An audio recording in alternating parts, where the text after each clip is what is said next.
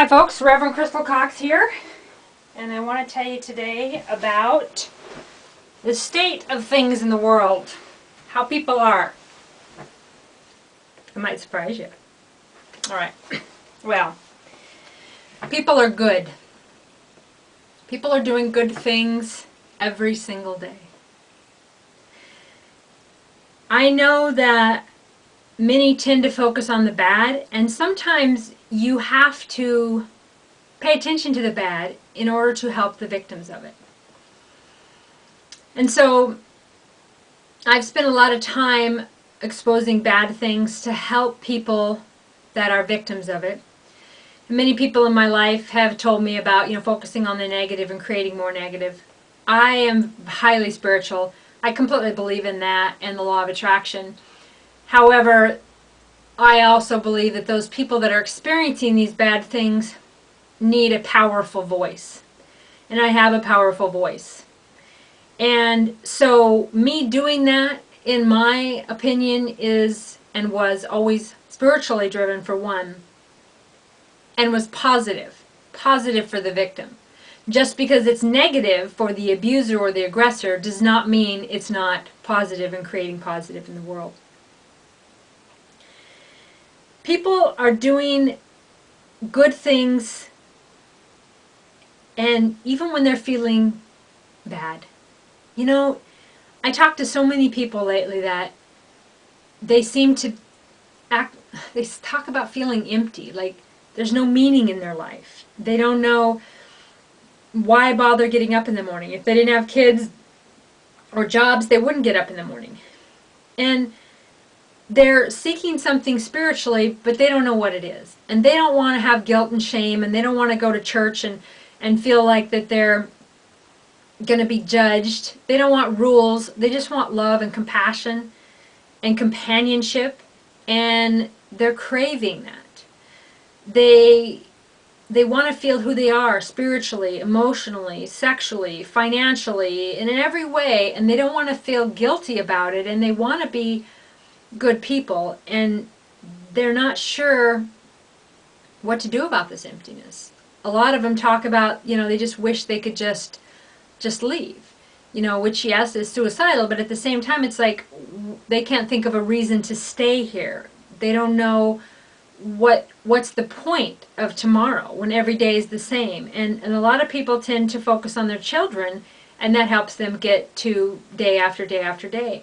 Or in order to even survive at all, they have to have jobs. And so they kind of just plod along, and they don't know how to talk to their guides and angels, or they don't pray and do things that create their life. They just kind of let their life happen because they're on survival and they have to be practical. They just want peace in their life. They want love. They want, sure, they'd love, money to rain down, and they'd love, all of these things that seem blissful, like, hanging out on the beach and whatever. But even if that happens, you're still, there you are with yourself, But they seem to have given up on that happening, and in that giving up on a spiritual connection because they don't want to feel, they don't want to feel judged. Last week this happened to me. It happened again yesterday. I went to get some groceries. I'm going to try not to cry. I cried about it yesterday. I was going to do a video about it yesterday, but I don't like to cry in all my videos. I went to the grocery store, and I didn't have the money on my card to pay for the food. And my bank happened to be nearby, so I walked over to my bank, and turned out it was true. I didn't have any money. So I went back, and I'm told they kind of had to restock the groceries. And this woman, the checkout gal, she reached in her pocket, and she got a debit card. And she paid for my groceries. Just like that. And she said, yeah, you can pay me next time you come in or when you have it. Not knowing me. Not knowing anything about me. And she paid it forward, She bought my groceries, which I really needed. Excuse me. I knew I should have had a tissue telling you that story. The thing is she said, well, you do it for me, even though she didn't know me. And I would do it for her.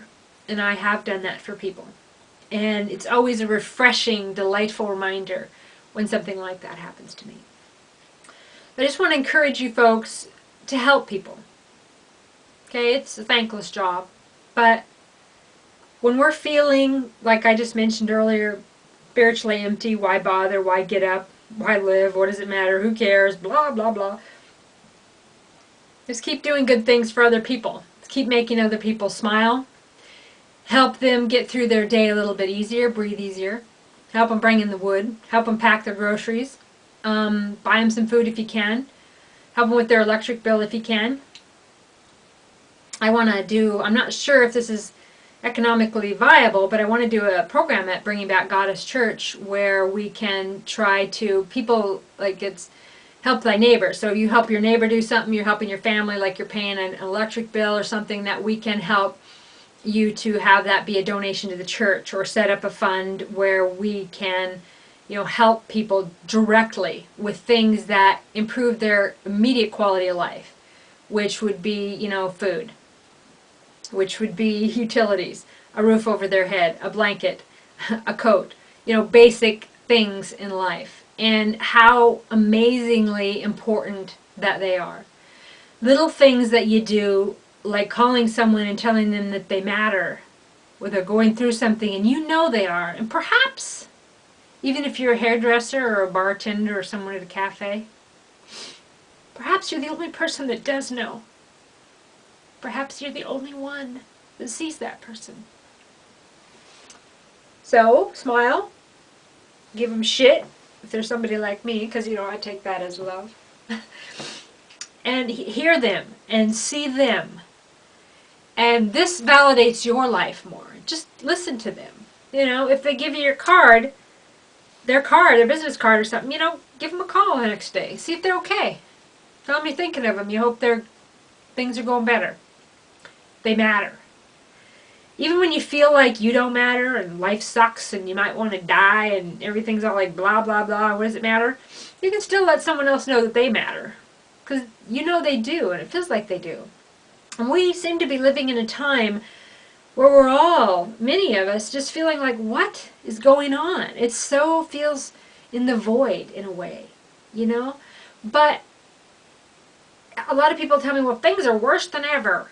Blah, blah, blah. Apparently that's my word for the day, blah, blah, blah. But with the internet, things are better than ever. Because we've been living in the dark ages, right? The internet's the light. So, yeah, there's a lot of gibberish, there's a lot of lies, but that's the way it was anyway. The newspapers, the neighborhood prattle, or whatever it is, you always have to wade through the bullshit to get to what's real. You always have to see what's intuitively right for yourself. But with the internet, we've been exposed to so much that was already happening. So it's like the things are going on in the room, you go in, you turn a light on, they were always going on. So we're seeing them now so we can heal them and fix them. And so it's not like they're new problems and things are worse than ever. Things are better than ever.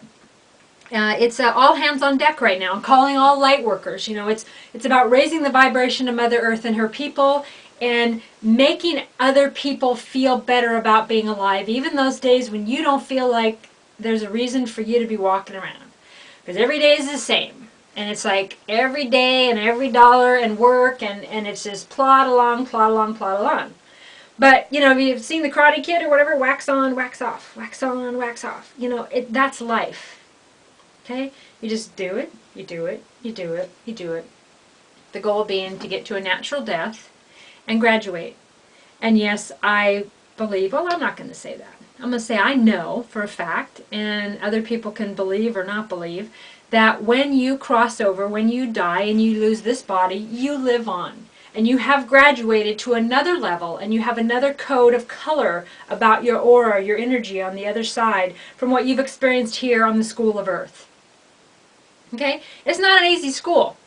And there's some good things here. The most amazing feeling here on Earth is love, right? Being in love is amazing. But as you get older, it's like, what is in love? That's a topic for a whole nother video, right? I mean, when you're younger, in love, you get these flutters and you get these in loves, and when you're older, you look at in love a little more practical, and things start to change. And so, but that's an amazing feeling here on earth. And I know some of you are going to think that I'm talking a little funny, but this is how I believe, based on everything I've studied, things that I've felt, information that I've channeled my whole life, that earth is a place of emotions, and it's really hard to master emotions.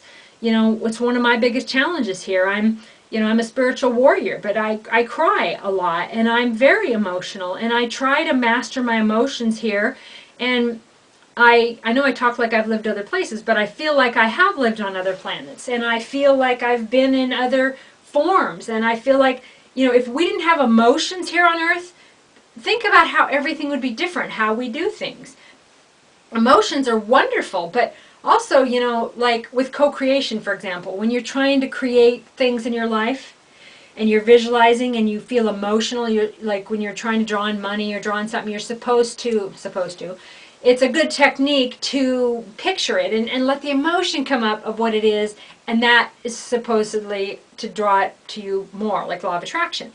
Well, that's hard to do, and you have to sit down and you have to do it, because if you don't have that money, you don't have that good health thing, you don't have that thing, it's hard to imagine it and to conjure up that emotion, right? But when you feel kicked or hurt or abused or abandoned or let down by somebody in your life, that emotion is real, and you feel it, and it's strong. So then you have that law of attraction. Then you got a pity party going on up in your head, and you're getting negative thoughts and all this emotion, so you're drawing more of that to you. So if you can try to take the time out to focus on these other things. I know there's been times in my life where I've been going through things where I'm like, gosh, if there's any way to draw any positive energy at all, and I think it was a time when I wasn't praying a whole lot, but I was trying to think, what could I think of that would be positive? And some of these times were so rough, I really just could only think of, like, it's going to sound weird, but my favorite thing to eat, like just something positive at all. Any tiny positive vibration, kind of like a pilot light, right, to make the positive stuff come back. But at any rate, do good things for your neighbors. When you're feeling down, and even if it's, I guess the next 20 years or whatever, I guess you just have to ignore it. And ignore the pain and the sadness and the loss and the grief and the stuff that just comes at us. Stuff our kids are doing, stuff, disease, money stuff. It's stuff just comes at you, comes at you, comes at you. I'm trying to look at it as a video game and lesson, and remember to stay in prayer. Great Spirit, Mother God, show me what I need to know. All available angels and archangels of the most benevolent of results, show me what I need to know. And when the problem is too big and too hard and too heavy, just grab it and visualize it and turn it over to God and cut the cords. Sometimes I visualize putting it in a chariot and thousands of angels carrying it away. And cut the cords, because you can't deal with these certain things. It's just too much. But if you sit there and lament about it and go over and over and over, then you're going to create more of it, because the law of attraction, right?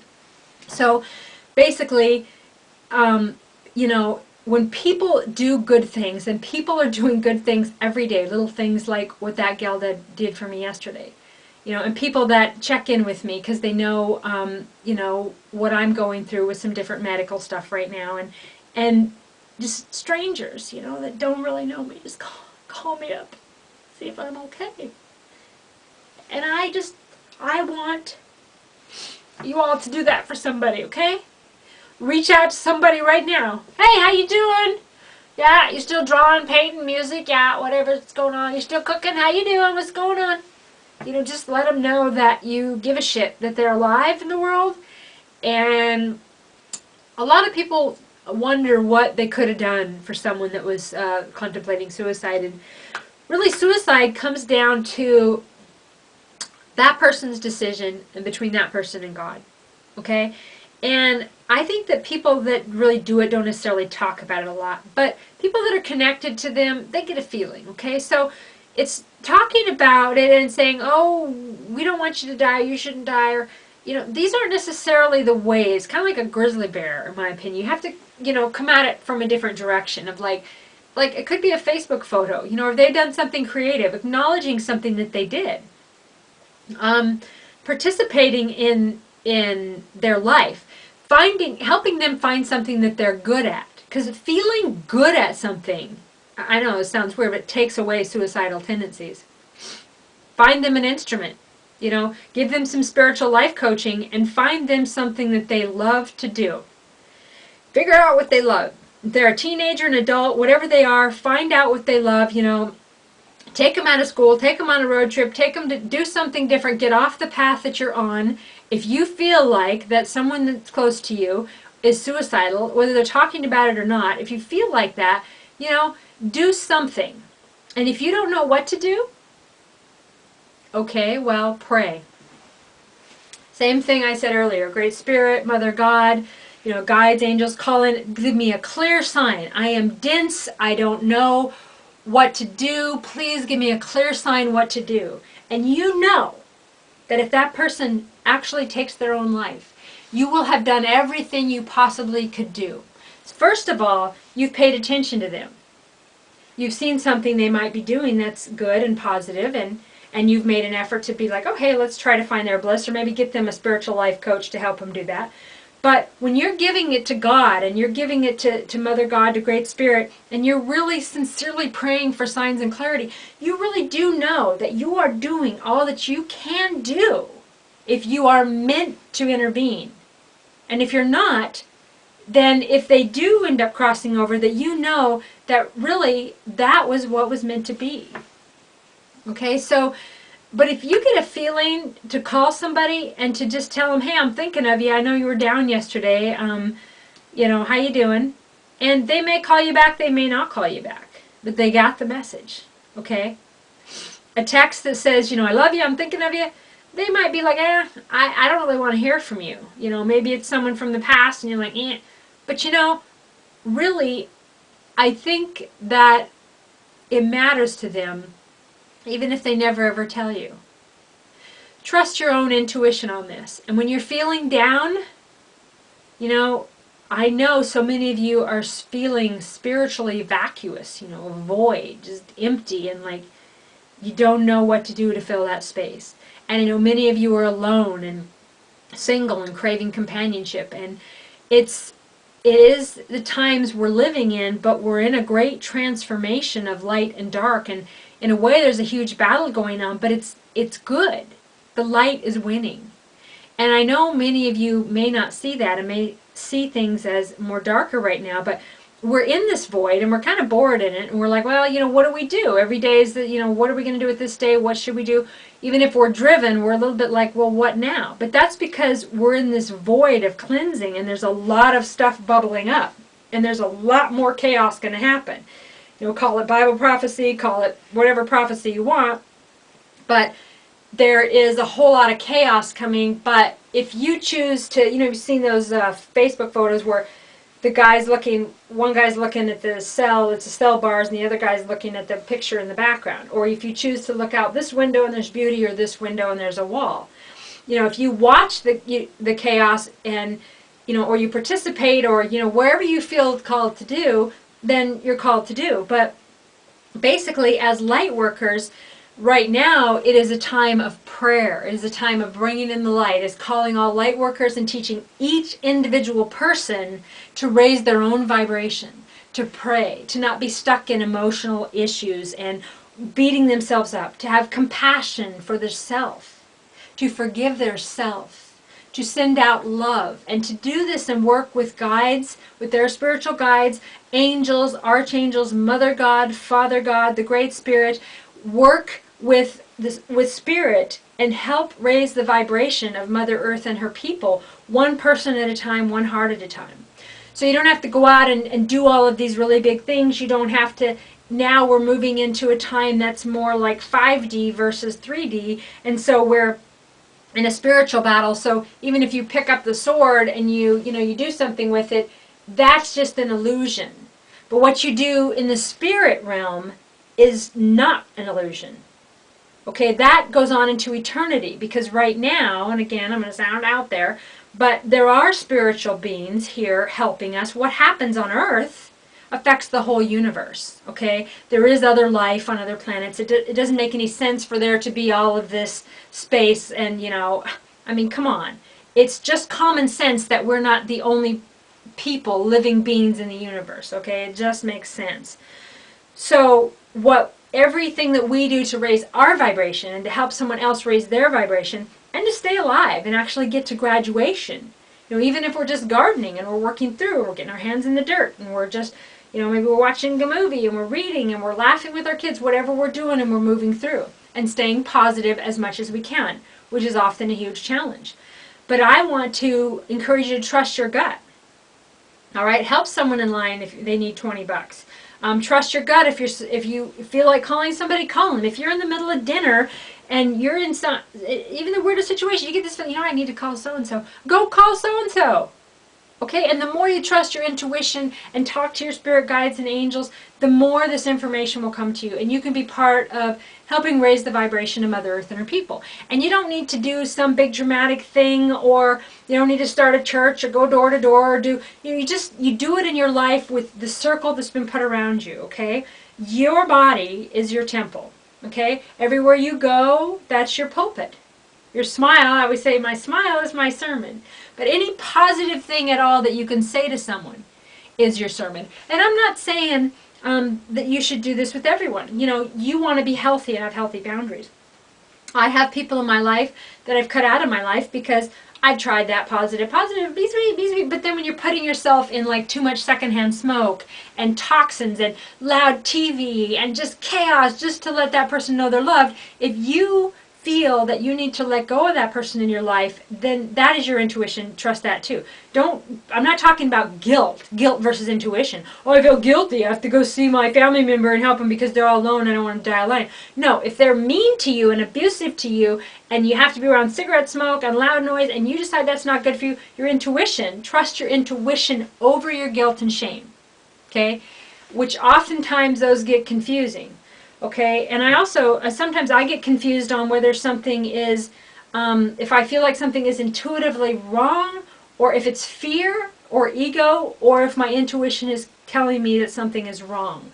And it's really, I'm working more and more on this, but, the more you listen, the more information you get. Like the other day, and I was driving along regular speed, and there was traffic everywhere, and I'm not a traffic sort of girl, but I decided that I didn't really feel fear, but I felt the pressure in my chest, and I felt in my head, you're gonna hit someone. Okay, well, there's no one. I mean, there's traffic, but there's no one in my lane. Everything's going smooth. You're going to hit someone. Okay, now, is this my mind? Is this thing in my chest fear? Have I created this? But what would it hurt to not just go, okay, I'm going to hit someone, so I'm going to adjust myself so that if this is going to happen, it doesn't happen. Even if everyone around you is all pissed off about it, right? So I came to almost a complete stop in traffic and pretty much slowed down to almost a stop, and all of a sudden, boom, this big black car was in my lane sideways, right there. And of course I stopped like that because I could, right? And then the car went through, everybody kind of opened up, and I was thinking, I don't know where it came from, I don't know what happened, but I was so grateful that I had listened. And then after that, the feeling let up in my chest. Okay, but I get confused, and this happens often, is it intuition? Is it bullshit in my own head? Is it my past? Is it my fear? Is it my ego? So, you just have to pray for clarity and keep moving through. So I guess I'll wrap this video up with telling you folks that help people when you can, when you intuitively feel right. Even if you'll never see them again, they'll never help you. Someone gives you their business card, you have their phone number, and you see that they're down, why not give them a call?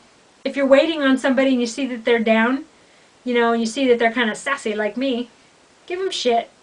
If they're kind of sweet, and probably not going to be into sarcasm or being sass, just... waitresses save lives. A lot of people end up not taking their life because a waitress was kind to them.